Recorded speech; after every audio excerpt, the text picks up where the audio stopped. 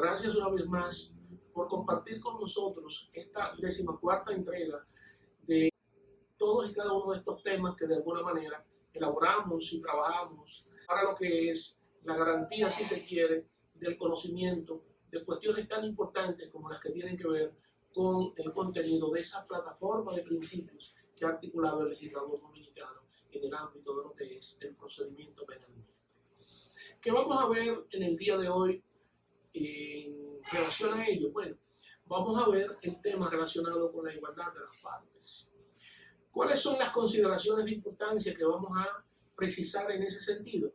Bueno, primero vamos a ver a qué quiere referirse el legislador nuestro cuando introduce en el ámbito de esa estructura de principios del Código Procesal Penal nuestro como lo que es la igualdad de las partes. Vamos a ver también la consideración exacta de lo que conceptualmente hablando se puede ver como parte propiamente dicho, haciendo algunas precisiones distintivas en el orden de lo que es la calidad como tal. Y finalmente vamos a colocar algunas hipótesis sostenidas en el código para garantizar la ilustración o la ejemplificación de lo que son los contenidos que de alguna manera hemos elaborado para ustedes. ¿Qué quiere decirse o expresarse por parte de lo que es la legislación vigente en República Dominicana en el ámbito penal cuando se plantea la cuestión atinente a lo que es la igualdad de las partes? Bueno, en la semana anterior tratábamos el tema relacionado con el principio jurídico de la igualdad ante la ley. En esa dirección sosteníamos la cuestión relacionada con el hecho de que todos somos iguales ante la ley. Así se expresa el constituyente nuestro en el artículo 39. Sostiene en ese orden la idea de que todas las personas nacen libres y por ende son iguales ante la ley. Tanto es así, como explicamos la semana anterior, que la República Dominicana, a la luz del contenido del artículo 39 precitado, condena todo tipo de privilegios y solamente se permite ofrecer algunos tomando en consideración los talentos y las virtudes que una persona o varias personas o un colectivo determinado en un momento histórico dado tuviera. Eso quiere significar el hecho de que si todos somos iguales ante la ley, mal podría asumirse el criterio de que en el ámbito de una litigación penal propiamente dicho, las partes estuvieran en condiciones de desigualdad, estuvieran entonces en condiciones de desequilibrio, colocando a una por encima de la otra, lo que al final de la jornada se traduciría en una especie de vulneración al principio constitucional que hemos citado precedentemente relativo a lo que es la igualdad ante la ley. Es por ello por lo que el legislador sostiene de forma precisa en ese artículo 12 del Código Procesal Penal el hecho de que los jueces en el desarrollo de un proceso como tal están inexorablemente obligados a garantizar lo que es la ruptura de cualquier obstáculo que pudiera existir en el desarrollo del mismo para garantizar lo que es el pleno ejercicio de lo que son las facultades y derechos que tuviera una parte en relación a la otra y viceversa. Porque con ello, obviamente, se garantizaría un equilibrio procesal que de alguna manera facilitaría lo que es la aplicabilidad de ese principio constitucional que ya hemos citado precedentemente, referente a lo que es la igualdad ante la ley. Bien, continuando con lo que es el tratamiento, desarrollo del contenido del tema que nos ocupa, establecíamos lo que es la idea de la igualdad entre las partes, que es, como titula el legislador dominicano, el principio sostenido en el artículo 12 del Código Procesal Penal dominicano. Pero no sería factible preguntarnos y tratar de construir desde el punto de vista teórico-conceptual lo que es la idea de partes propiamente dicha. Claro, porque si estamos hablando de la idea de la igualdad, en ese sentido de lo que son las partes, debemos de entender lo que procedimentalmente hablando debe de ser asumido como tal. Las partes son aquellas personas, pueden de naturaleza física o jurídica, que participan en el desarrollo de un proceso, fuera penal, civil, laboral, de tierras, administrativo, de la naturaleza jurídica que fuere, con una manifestación clara, y es de garantizar lo que es la defensa de un interés legítimo jurídicamente protegido. Es decir, que las partes como tal asisten a lo que es esa acción en justicia que se apertura, tomando en consideración la necesidad de defender. ¿Defender qué? Un interés propiamente dicho. Por eso es por lo que históricamente hablando se sostiene la idea de que en el ejercicio, fuera de la materia penal, de la materia civil, laboral, de tierras, las que fueren, se defienden intereses como tal. Porque ¿qué es lo que se asume desde el punto de vista jurídico procedimental como la expresión del interés legítimo?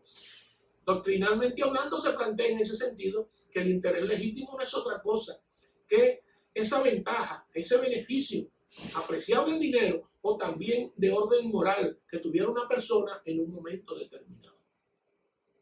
Vistas esas consideraciones, es importante agregar a lo que son el grueso de las variables que hemos expresado para poder generar la conceptualización de la idea de las partes.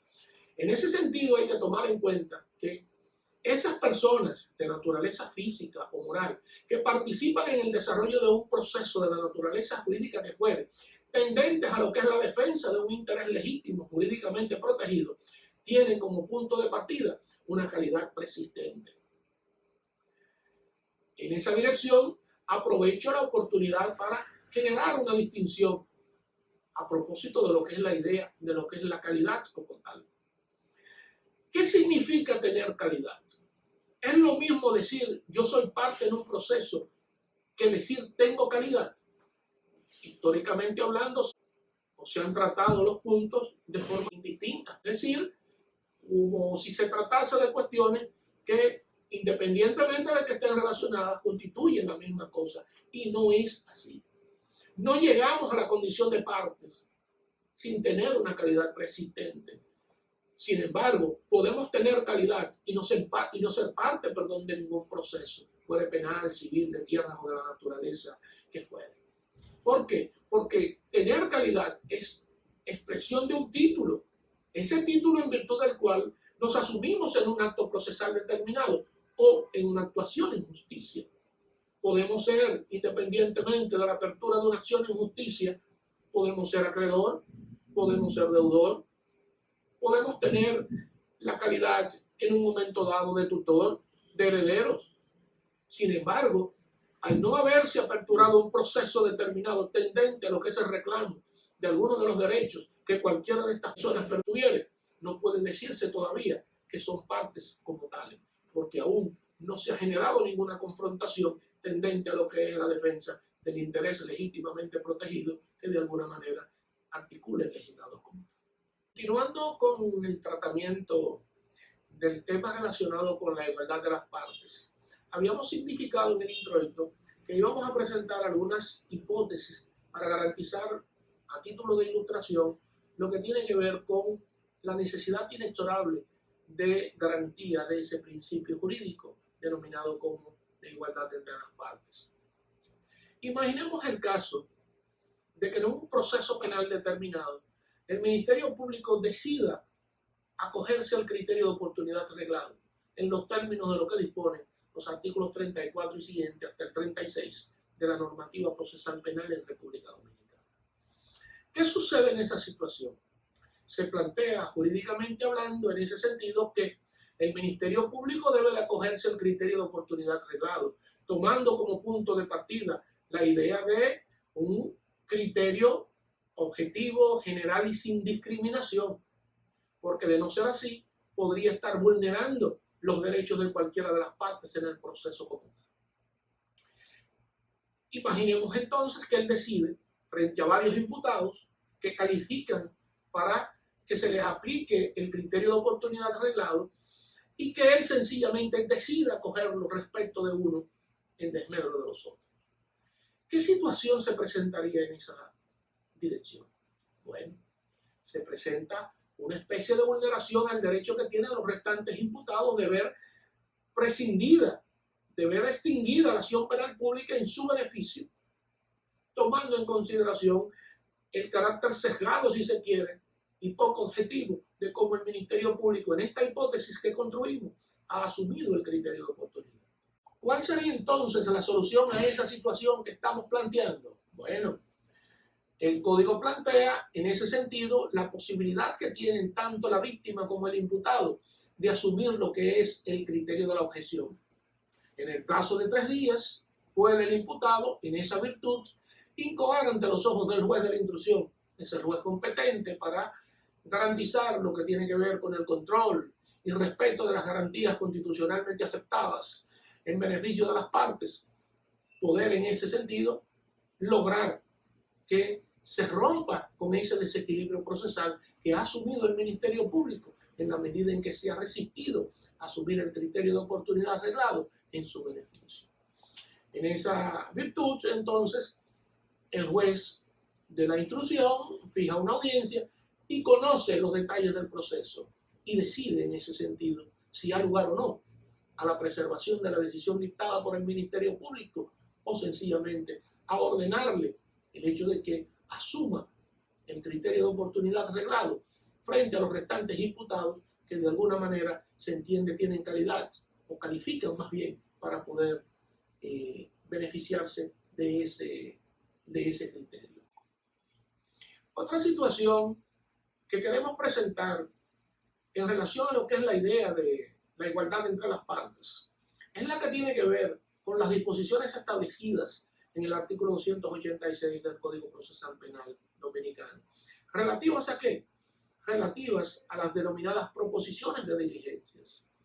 ¿A qué quiere referirse el legislador en ese sentido? Bueno, se quiere referir a las prerrogativas que le concede a las restantes partes en el proceso penal, independientemente del Ministerio Público, para justamente proponerles a este último, en la fase investigativa, en la fase preparatoria, el hecho de que lleve a cabo determinadas actuaciones, determinados trámites, tendentes a qué? Tendentes a garantizar la sustanciación del proceso y por ende a garantizar lo que es el derecho a la defensa que cada una de las partes envueltas en el proceso penal tuviera. ¿Qué puede darse en esa dirección? Bueno, el Ministerio Público es juez de su decisión.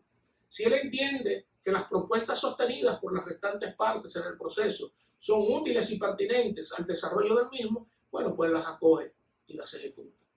Pero imaginemos la hipótesis al contrario, de que el Ministerio Público entienda que no son útiles, que no tienen la pertinencia necesaria como para poder ser acogidas. Entonces, frente a esa situación, dicta un auto y sencillamente la rechaza. Y obviamente debe notificarlo a las partes que se lo han propuesto.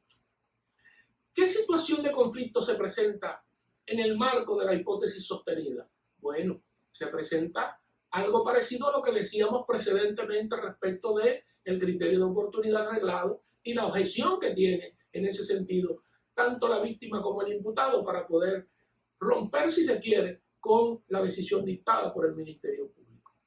Igual pasa en este caso. Las restantes partes, frente a las denominadas proposiciones de diligencias, pueden acudir ante el juez de la instrucción a raíz del momento en que el Ministerio Público sencillamente decidió rechazarlas. Y en ese sentido, este último, como juez de control, juez de garantías de las decisiones del Ministerio Público, así como también de respeto y protección a lo que son los derechos fundamentales del imputado y de todas las partes en el proceso, entonces tiene la prerrogativa de poder decidir si acoge o rechaza el dictamen del Ministerio Público.